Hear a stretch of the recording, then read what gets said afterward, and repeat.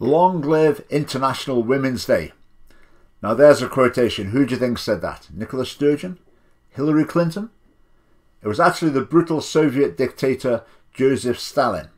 Because International Women's Day, the 8th of March, is fundamentally to commemorate a demonstration and strike by women in Russia in 1917 that played a key part in triggering the Russian Revolution, which brought in the era of Soviet communism that left dozens of millions of people dead. But International Women's Day is still with us to this day, and it's been in the news this week because of this exchange in the House of Commons. Mr. Speaker, tomorrow is International Women's Day, a chance to both celebrate how far we've come on equality for women, but also to reflect on how far we have to go, not just in this country, but around the world. Well, first of all, can I thank the Right Honourable Gentleman for telling me that it is International Women's Day tomorrow. I think that's what's called mansplaining.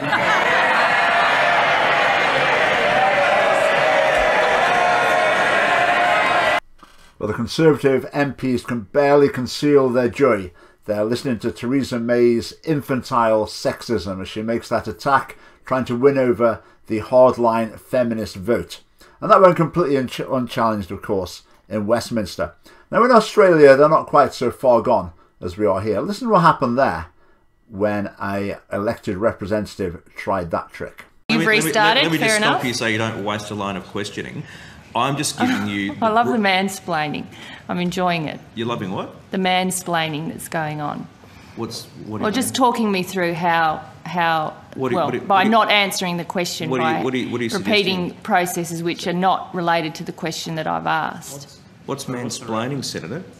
Well, it's the slightly patronising and condescending way that you're responding to my questions. Well, I would suggest, Senator, that if you're putting the word man in front of some description of what I'm doing, you're doing that which I'm sure you're very much against, is making a sexist implication about how I'm conducting my role as a man. Well, then the easiest way to do it... Is that what you're saying, Senator? Well, what I'm saying is that the way you've been responding to me has been patronising and condescending, and I have responded to that. So the easiest way to deal with this is not to have that way in responding to the questions I've asked. Imagine the reaction, Senator, if I said you were woman-splaining. You're saying that I'm mansplaining. Well, it is a term that's used. Is it by whom? Well, it is a term that's used. By rude... Doesn't make by rude senators. By senators no. who are seeking to make gender an issue. Stop being a hypocrite. Well, Conduct yourself appropriately for this place. Isn't that wonderful? A politician standing up to anti-male sexism in a parliament. Imagine that in Scotland. Well, it is actually hard to imagine it at the moment. But anyway, International Women's Day is very much a festival of feminism. If you look at the sort of things that are said, it's to do with talking about the strength and dynamism of women. You won't hear much about women's empathy or capacity to be caring. It's about the pay gap, equality, the fight goes on. This is the sort of talk. Last year there was talk of women going on strike for the day. There's often a pro-abortion theme going through it, and the message often seems to be, well done for being a woman. Well, I don't actually think it's any great achievement to be a woman any more than it is to be a man. Often the theme seems to be coming through, women are great. Well, some women are great, some men are great, some are not so good, some men are not so good. So I don't really buy that whole line.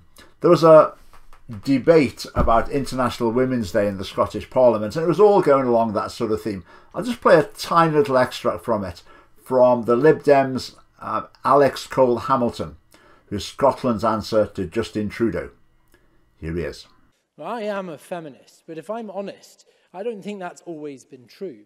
My mother had been in the vanguard of the North American feminist movement in the 1960s and had always brought me up with an understanding of respect and of equality.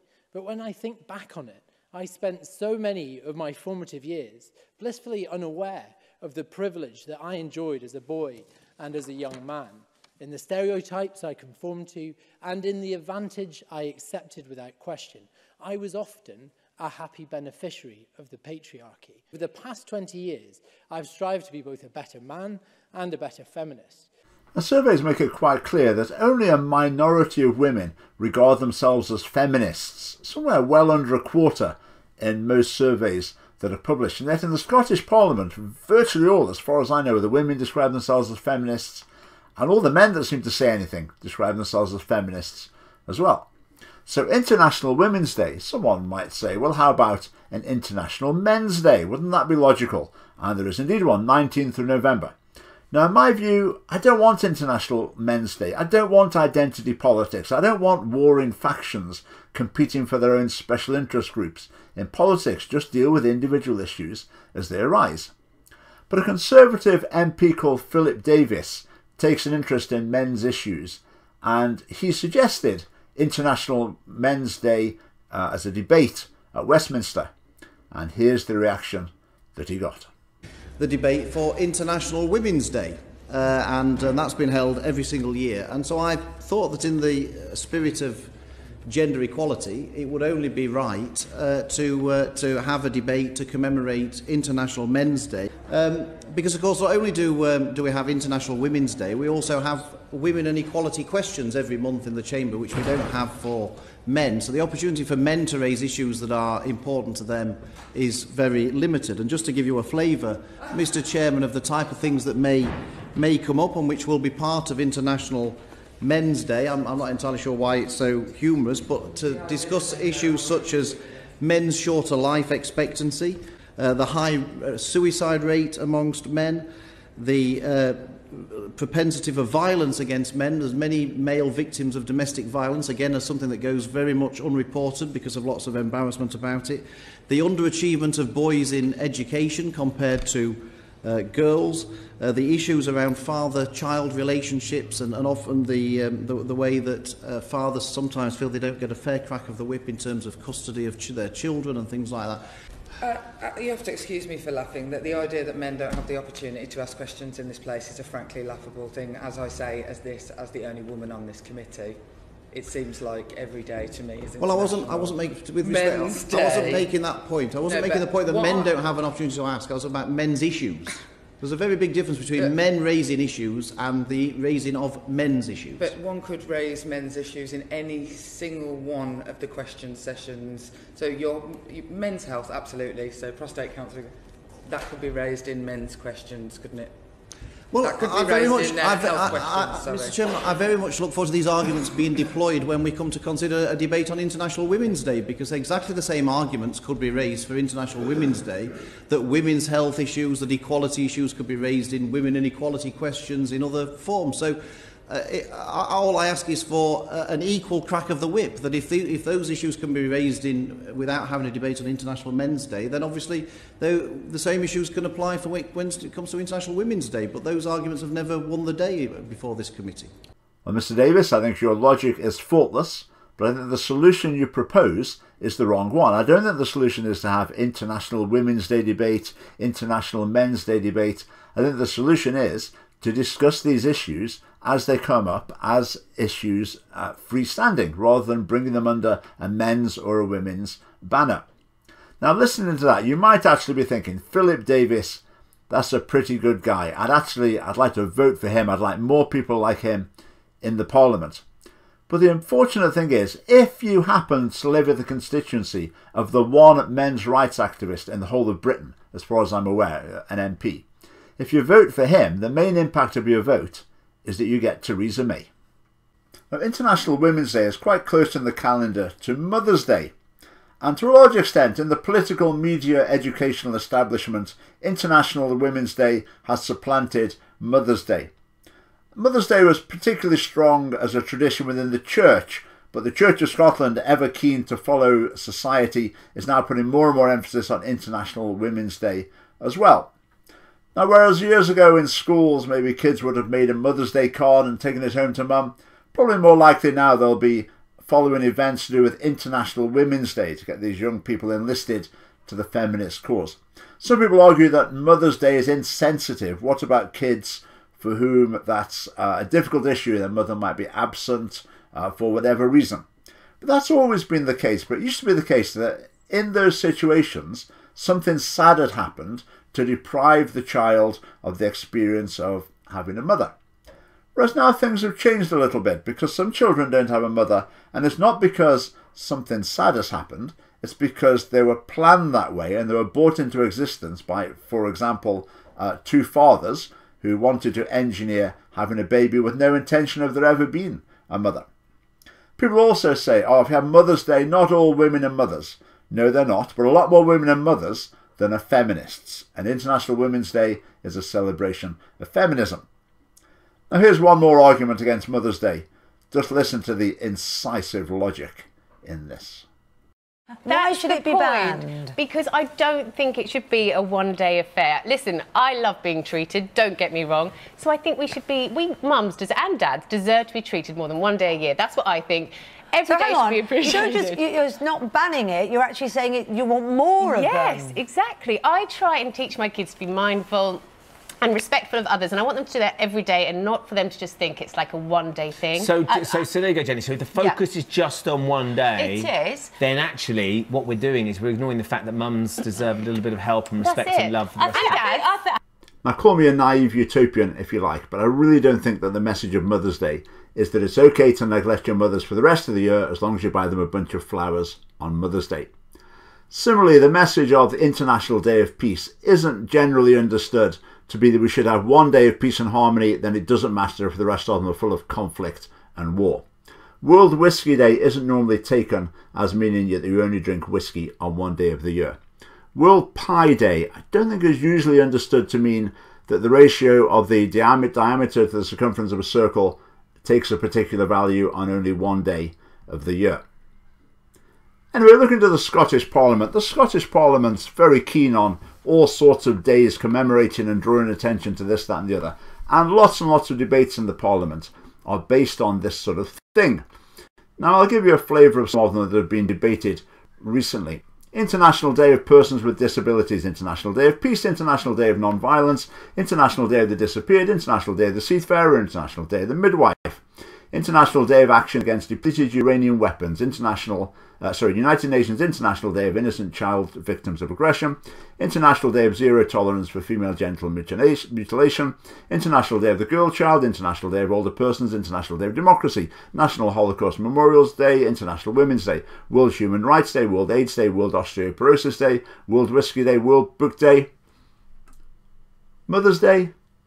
Not a chance. That's not the sort of issue they would be interested at all. Focusing on the particular needs and the well-being of mothers and celebrating their contribution to society, not on the agenda. Now, to be fair, the phrase Mother's Day does appear in the annals of the Scottish Parliament just once, and it was used by Gail Ross of the SNP, and here's how it came up. Today is International Women's Day. Some, who will remain nameless, asked me earlier, when is International Men's Day? That reminded me of when I was younger, and on Mother's Day rather petulantly asking my mum, when's Daughter's Day? Her response was this, every day is Daughter's Day. In other words, women have one day a year, and all the other days in the year belong to men, somehow or other. So the only mention of Mother's Day was within sort of hardline feminist argument. Says it all. Now, according to Wikipedia, Mother's Day is a celebration honouring the mother of the family, as well as motherhood, maternal bonds, and the influence of mothers in society. That's a pretty good definition to me. If you look at the effect of an absent mother on the development of children, it really makes things quite challenging for them. It's really emphasised just how important the role of the mother is. So while politicians, the media, educationalists, feminists are celebrating International Women's Day, everyone else is buying cards, getting flowers, presents, breakfast in bed ready, planning lunch with mothers, or maybe remembering mothers who've passed away. So there's a real tension here between the elite of society, who are quite keen to de-emphasise motherhood and emphasise virtually any other aspect of womanhood. So when they talk about role models, it will be pilots, CEOs of companies. It won't be mothers. When they talk about fulfilling your potential, it will be being a scientist or joining the Royal Navy. It won't be about bringing up a family, nurturing your own children.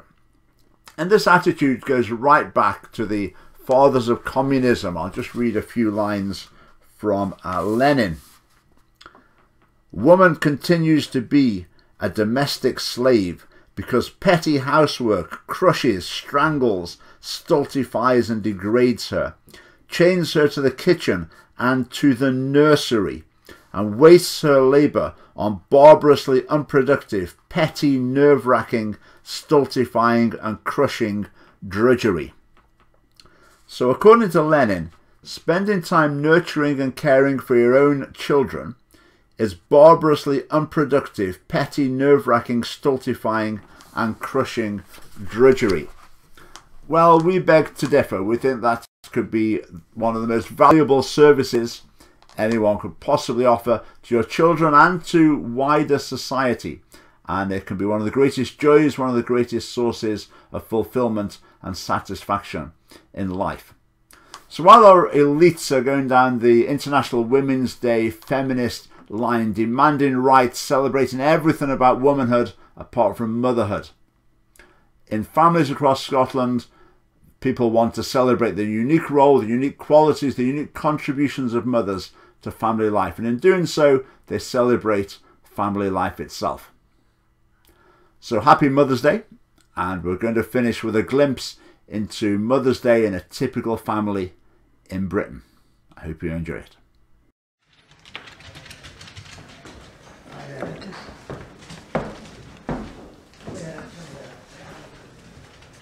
Sexy mum. No, subtle, Dad. Oh. Subtle as hell, eh? What do you reckon? How about this?